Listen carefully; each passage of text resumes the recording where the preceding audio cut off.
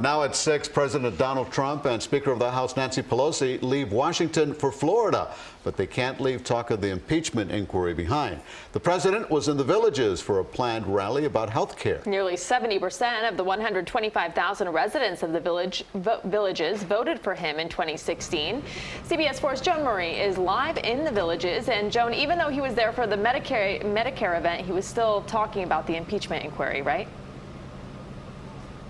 Yeah, there were a couple of references of Ruta Bay and Elliott, but mainly he went after his Democratic rivals, really preaching to the choir and to the crowd of about 1,000 here at this venue. And remember, the Villages is a community where 80% of the people vote.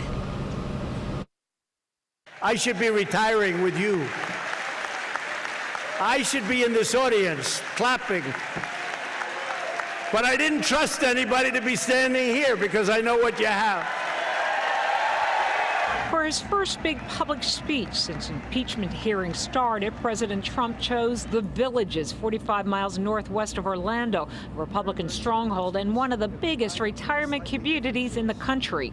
And I made you a sacred pledge that I would strengthen, protect, and defend Medicare for all of our senior citizens. And you see it's under siege, but it's not going to happen.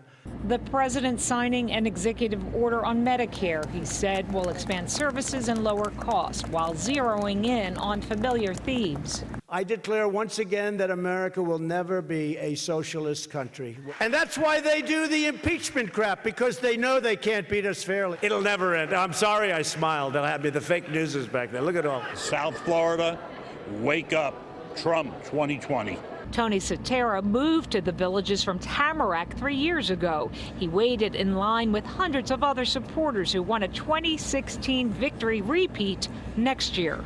In my opinion, electrifying. No nonsense, right to the point, and the guy's spectacular. Outdoors, not as much love for the president as critics clashed with supporters. You notice that they're the ones that come over to harass us. They'll be spitting on, they'll be spitting on us before long. It is so destructive to the country. He would sacrifice and has sacrificed everything on the altar of his ego. It's the only thing that's important to him.